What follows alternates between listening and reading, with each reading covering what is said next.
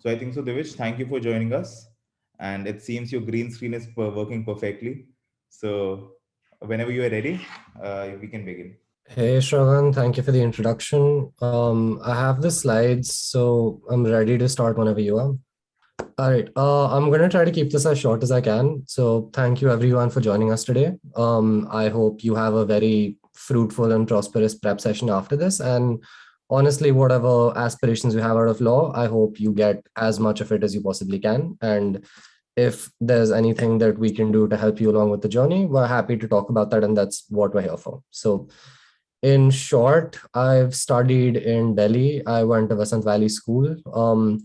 I was focused on trying to get an education and a job lined up outside of India since I was there. So my focus has predominantly been on figuring out what I can do in law that actually gets me a job abroad. So it's something I've been planning for a while.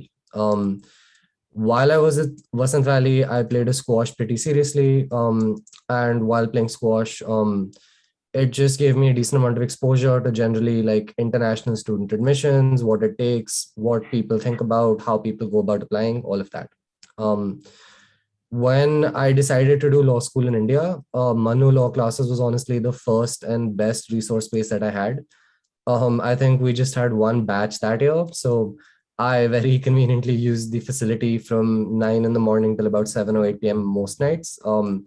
It was just a good place for a lot of us to actually sit down and very seriously prep a lot of material every day. And a lot of my success comes from just having access to very good faculty who was always there, and very smart colleagues and like classmates at the prep center who also helped me just like either polish out areas that I was not too strong in, and vice versa. I could help them out in parts where I understood a little bit better and they didn't. So just having access to very good resources, having a very convenient way to engage with them, and having them available 24/7 were some of the biggest selling points of Manu Law Classes to me. And it's also one of the few places which gave me specialized prep for I'm forgetting what it's called, but Symbiosis has a different entrance exam. I think that might still be the case. Jindal has a different entrance exam. We had resources for that. Just generally what I couldn't find at any other law prep center, I found at Manu Law Classes. So I made sure to engage with every extra resource I could, and I made sure I was getting as much benefit out of that as I needed. Once I decided to go to Jindal, I spent a lot of my time there just networking with my seniors, figuring out what opportunities and what areas of either my co-curricular experience or my academic experience I should or should not be taking as seriously, what I should prioritize, how I should think about any kind of a designated like goal structure, or how I wanted to make achievements happen. A lot of the practical advice did come from people older to me and people more senior to me who just had more experience in the space. And by being around these people more often and by like tapping into that resource as often as I could, I managed to give myself a lot of additional advantages that I don't think a lot of my peers either they didn't have or they didn't choose to exercise as like efficiently. I'm not sure what the difference was, but it seemed to work really well for me. So after Jindal, where I spent most of my time doing debate society as a primary co-curricular and spending a semester abroad trying to figure out what I wanted to do, I was lucky enough to be the first batch from Jindal that went to Cornell for an accelerated 2-year JD program. Once I got to Cornell, I did fairly well in my first semester. I think I topped one subject. So it made my petition and my like general application to the business school and to switch from a pure JD to a JD MBA a lot easier. Um, very fortunately for me, the MBA was also designated a STEM degree. So as long as I was doing enough mathematical and enough quantitative subjects, I managed to get instead of a typical 1 year OPT, which is something that should not matter to you at this point, but it's basically the number of years that you can spend after completing your degree in the US working on your visa before you need a work permit or an H1B. So fortunately for me, my MBA became a STEM degree, so I could get a few extra years of work extension in the US. While at Cornell, the few activities I engaged with were the International Law Journal, which it's a quintessential experience for any legal education abroad. You need to spend some time working on a journal, understanding how publications happen, understand where you fit in, and understand why certain publications may or may not be better than others.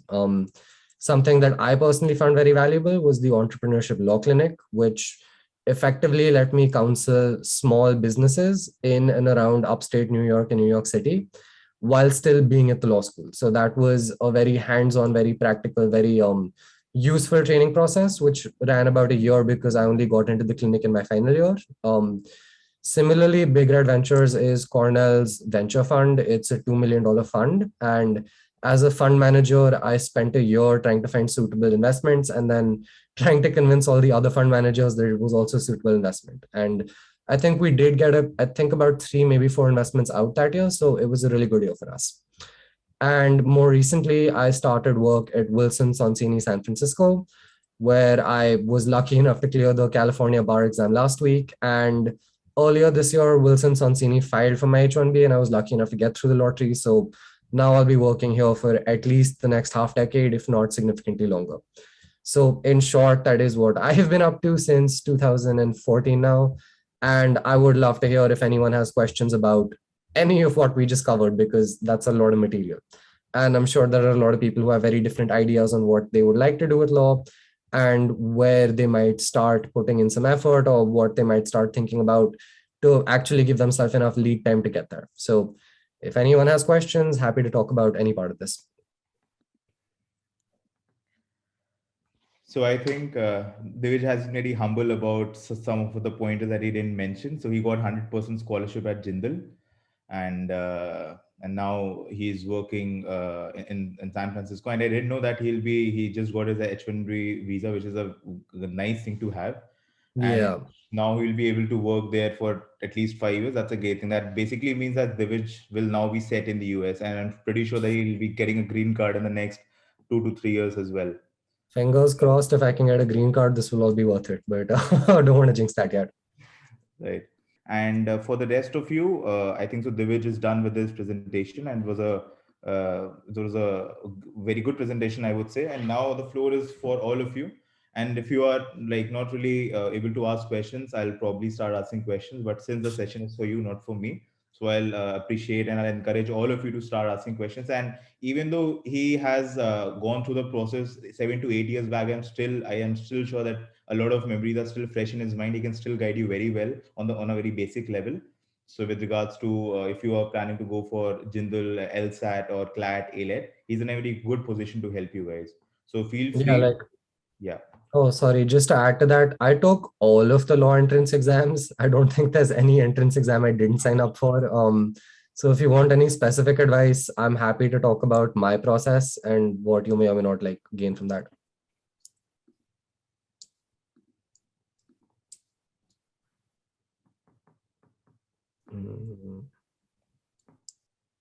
Okay, it seems that everyone liked the presentation really well, and they are speechless, I would say.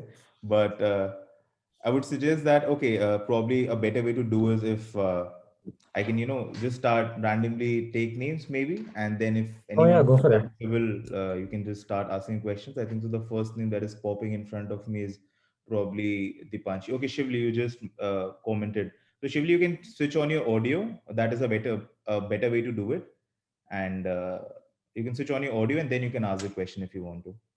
Hi, sir. Good morning. Am I Hi, audible?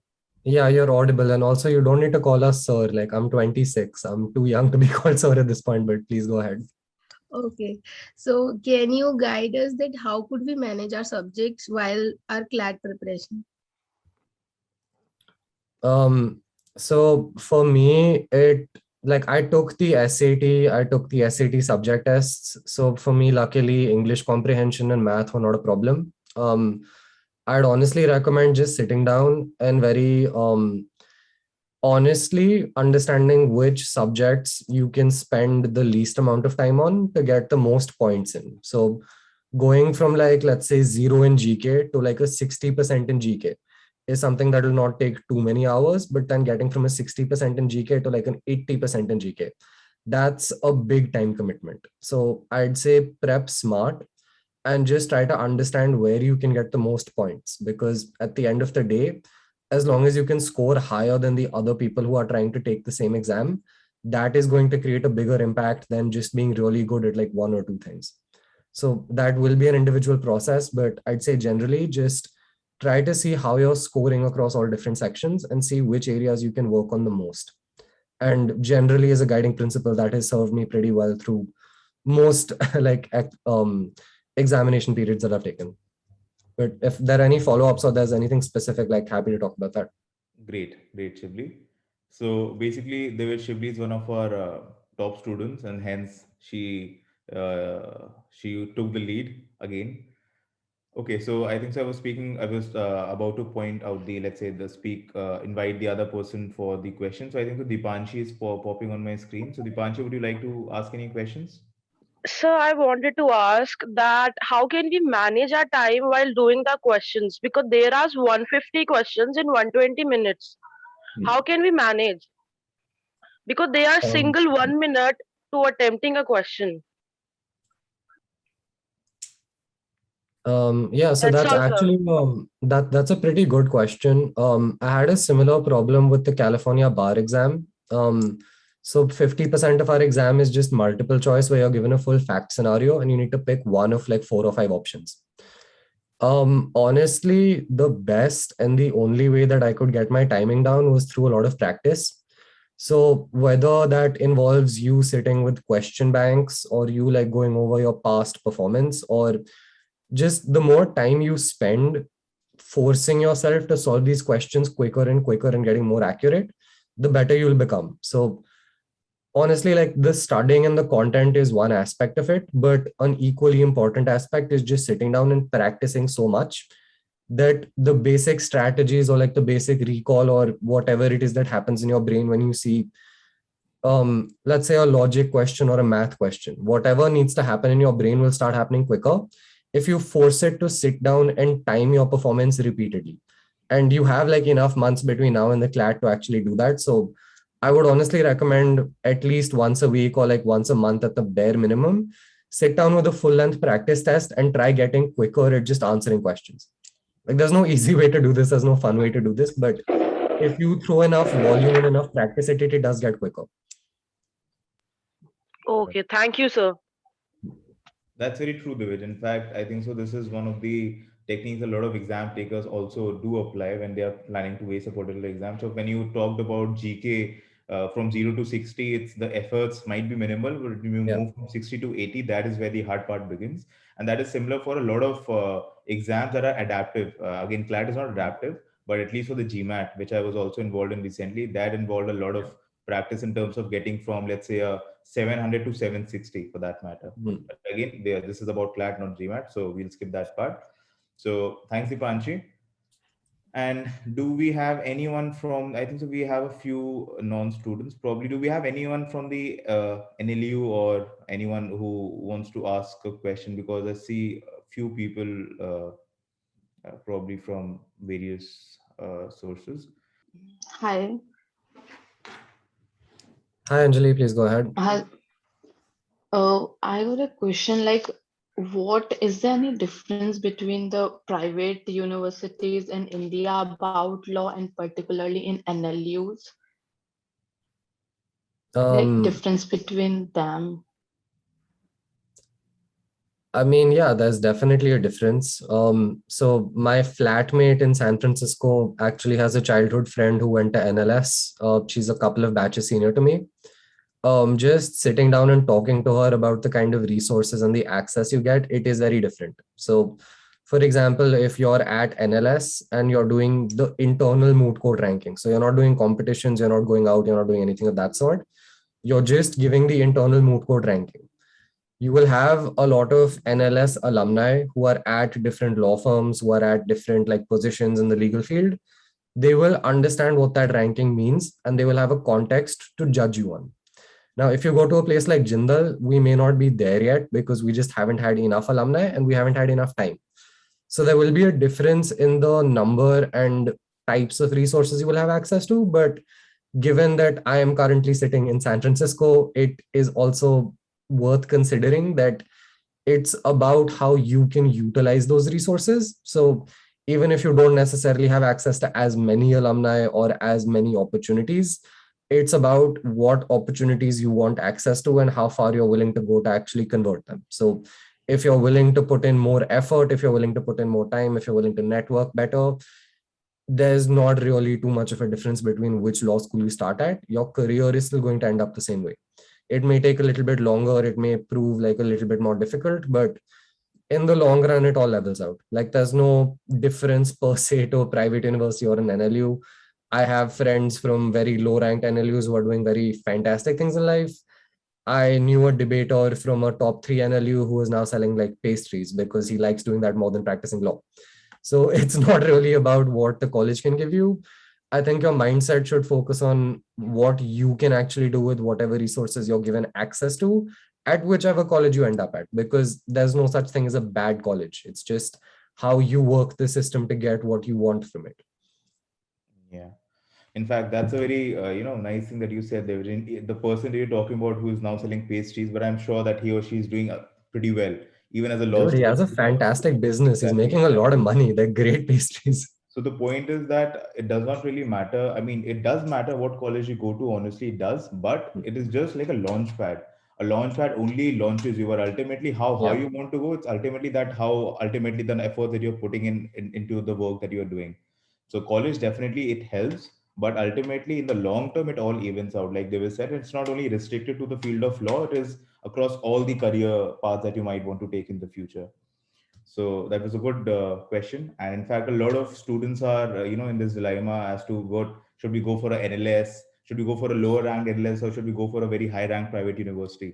So I think that these things are definitely are good questions, but ultimately at the end of the day, it all matters what you do with your opportunities that you get. It might sound cliche, but this is what it is. So great. So I think so. One more question, sir. Yeah, Anjali, please. go ahead. Like, what comes the difference from doing LLM in India and doing it from the foreign? So just a follow-up question to that. So I have enough context to answer that question. Do you want to try getting a job abroad, or is it just for the academic experience and what it does for your career in India? Just for the experience, because particularly looking for in India only jobs. Okay, so what I would say is the Indian legal education and professional system is a little bit more insular. We don't have foreign law firms coming in. We don't have foreign law firm exposure. So if you want a more broad understanding of how the global legal economy works, I would personally say going out is important. There are colleagues and friends of mine who will vehemently disagree. But based on what I have seen by leaving the country, it's good to get a sense of what is happening with the world, where the global standard of practice is, who your colleagues are, how law is practiced in different countries.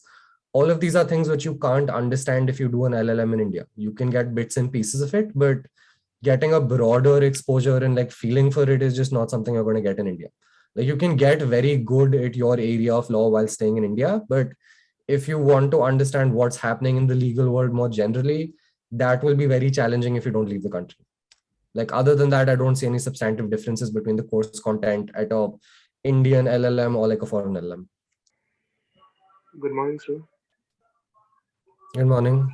We can hear you, so just like feel free to go ahead. I have a question. Sir, if a student completes his or LLB in India, can he pursue a job easily abroad, or it's hard to get? It's hard, man. It's really hard. So I'll explain like what the bottleneck is, and then you can try to figure out what specific challenge you may or may not face. So every country has its own nationalized law program, right? So in India, you have a BA LLB or a BBA LLB or like a BSc LLB. In Australia, you have an integrated LLB program that's similar to India's. In Singapore, you have a 3-year LLB program. In London, you have a 3-year LLB program. In America, you have a 3-year JD program, right? Now, law firm recruiting in each of these countries is based on the nationality. So like Singapore law firms will recruit from the biggest legal, I don't want to say program, but basically the most established and the most stable legal program. So in India, for example, the 5-year BA or BBA LLB students have an advantage over the 3-year LLB students when it comes to primary recruiting. So if you want to go work at like SAM, CAM, Khaitan, AZB, like you name it, as a 5-year LLB or BLLB or BBLLB student, you'll have a slight advantage. Now, on an international level, that's magnified. So if you have people graduating from a normal 3-year LLB in London, most British firms, all Magic Circle, will primarily look at that degree to staff their incoming classes of associates. If you're not part of the standard recruiting timeline, it is very difficult to convince these people to spend money on something that they don't understand, that they are not comfortable with, and that they will be taking a chance on. And there's already sufficient domestic supply, so they don't really need to look outside. So it can be done. It's very difficult, and there are not a lot of people who manage to do it every year, but they do exist. Like if you're one of those people, that will be amazing. And if you make that happen, please keep in touch, because I will have a lot of questions, but it's just not a very friendly process, and it is not something that sets you up for success. Like you still see people doing it, but you also see people winning a lottery. So it's not something you should look at and say, yes, this is replicable, or this is something that I can definitely bet on. Does that answer the question? Okay, thank you. I mean, if it doesn't answer the question, I'm happy to elaborate. So whatever works for you here. Okay, I think it does. So, Yeah. Alin, do you have? I'm pretty sure you must be having a question for Divij. So you can just switch on your audio and you can ask away if you want to. Hi, sir. Am I audible?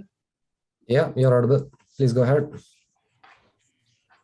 You did your graduation from Jindal, and then you went on to pursue JD from a foreign law school. So what was the main difference in terms of the entire curriculum and your experience when you compare the Indian law school with the foreign one?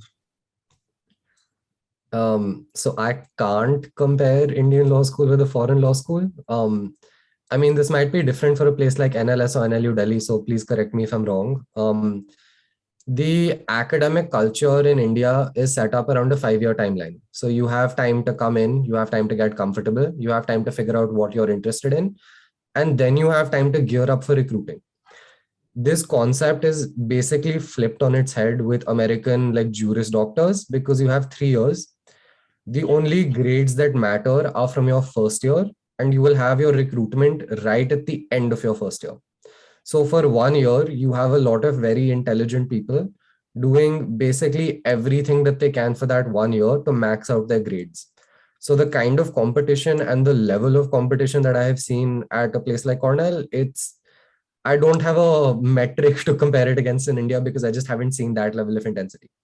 So it's 1 year, it is very rigorous, it is very intense, it is very, just every factor that you can imagine that is important for academic success, they are all highlighted and they're all like put on display. And at the end of that 1 year, everyone gets a job and then they chill out for the next 2 years. But for that period, it is easily one of the most intense academic experiences I've had in my life. Great. Right, great. That's great. Alin, if you have a follow-up question, you can ask, or else we'll move to the next set of questions from others. So I think so we are nearing the end time. So if you have any other questions from Divij, fire away, because this is, I would say this is more of a one-time opportunity where you are getting to interact with someone who has completed that sort of a curriculum in terms of completing his BLLB from Jindal, then Cornell, now he's working there. So he'll basically come full circle that way. So if you have any other questions, feel free to ask, and else we'll be ending the webinar in the next 1 to 2 minutes. So I got one more question to ask. Yeah, Please go ahead. I want to know about what difference comes in the job opportunities in India if you are having a degree of LLB, or a difference comparison to LLB with LLM. I don't think there's a difference, but I have not spent a lot of time recruiting in India, so I might not be the best person to answer this. I think in India, as long as you're genuinely just applying to enough law firms every cycle, you can get a break.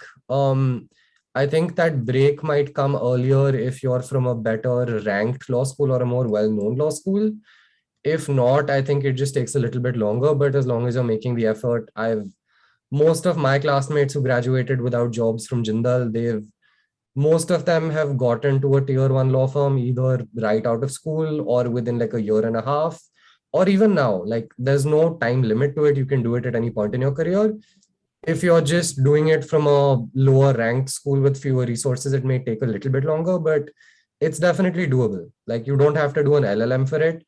I think you just need to apply smarter for it. Like network more, get your CV in front of more people, reach out to more like associates at law firms, show up to networking events, show up to like seminars, talk to people, all the basic things that go into this. Like that's not something I can tell you. That's something you can probably Google and get better answers to. But it's just about repeating that process every semester and then like every recruiting cycle. Yeah, in fact, one more thing I would like to add here, Anjali. Probably, I think so. LLM is more for people who ultimately want to go into the teaching profession specifically. But in terms of the job prospects, it might not help you much, just like Devis said. So if you actually want to get in, if you are your main aims to work into a top tier law firm, then you should probably aim for, let's say, a better school. If not that, then while whatever school you are in, you should be utilizing all the resources that you have effectively. Put. Like, So So, just to think about it really simply, there is someone from every law school in India who works at Cyril Amarchand, right? Like, there's at least one person. So as long as you can just reach out and have that conversation with that one person at your school and understand what you should be doing to make yourself a more eligible candidate, I think that is more valuable than trying to do more degrees. like having LLB or having LLB with LLM, does it like upgrade our job opportunities or something? That's what I wanted to know. It will give you one extra year where you can sit down and focus on your recruiting prospects or your approach to job interviews more, but it won't automatically give you a leg up or make you a more eligible candidate. I don't think that's how it works. And based on what I've heard from my friends, I don't think it's worked for them like that either. yeah. So it is pretty much common to having a LLM or having a LLB. If you're a successful enough LLB student, I don't think you'll need a second degree. If it doesn't work out for whatever reason, and there are many reasons in life other than your competency as an individual that can affect this, there's no harm in doing an LLM if you have a practice area that you're more interested in. So if you figured out that you want to be an intellectual property lawyer, there is nothing against doing an LLM in intellectual property and then only trying to recruit with certain firms that are very good at IP. But similarly, you can do that for anything from like tax to like sports law to whatever else. Like I personally think the LLM should be saved as a concentration option instead of just a general option to try to get you a job. Because like you'll probably get a job if you just hunt hard enough in the existing market. Okay, thank you. Great. I mean, it feels like it was a great session, and there were a lot of learnings. In fact, there were a lot of organic learnings that Devij had to talk about, and a lot of you put very good questions. These questions are basically questions that we should be asking, and in fact, in the right time. So that was also great. Oh, just like one small thing to add here. Like independent of how your exam season goes, you all are going to end up at colleges, whether they're the ones you want them to or not. I would just strongly encourage you to try everything out. Like if you like moot court, try a moot court competition, figure that out. You don't like it, try it and figure it out. Just like generally, this has been the best advice I've gotten. Just whether you have an opinion about something or you don't have an opinion about something, until you actually do it for yourself, you're not going to get better information. So at least while you're at law school, or if you end up choosing not to go to law school and wherever it is you end up, please try out as much as you possibly can while you're still a college student, because that is an opportunity that you will not very readily get again in practice. So while you have time and while you have the freedom, I would strongly encourage just exploring as much as you can, because there is no substitute for first-hand learning and there's no way to replicate it no matter who you talk to or like what you read. But yeah, like I think I'm done from like my end in terms of like general advice. So Shravan, please go ahead. Anjali, I think you were So- saying something. Yeah, I was asking, so if we are doing from a private or let it be the NLUs, if we're giving our best, engaging in the activities we are interested about, at the end of the day, they both gonna take us to the same place. They Is can. it? They can take you to the same place. Yes. Like that potential doesn't change and the window of opportunity doesn't close. you might have to work a little differently because of whichever law school you're at, but that opportunity is definitely not closed to you just because you went to a lower rank school. I don't think that's true. Okay, thank you. Okay, great. I think so. We are at the end of the webinar, and all of you, thank you for joining, and thank you for hosting the webinar, Divij. It was a great session. In fact, even I got to know regarding certain things that I was not aware about. So that was a very productive session. So thank you everyone for joining. Thank you, Divij. And if you have any questions for Divij, you can find him on LinkedIn. If you don't have a LinkedIn ID, since all of you are like students only, you might not have a LinkedIn ID as of yet, but if you want to connect with him, you can just find him on LinkedIn and you can just drop him a message there. He'll be happy to help you out there. Okay. All right then. Absolutely. Thank you, everyone. Take care. Bye-bye. Thank you, sir. Thank you all, and I wish you all very good careers ahead, whichever career track that might be. Hopefully it's law, hopefully it's not, but wherever you end up, all the best.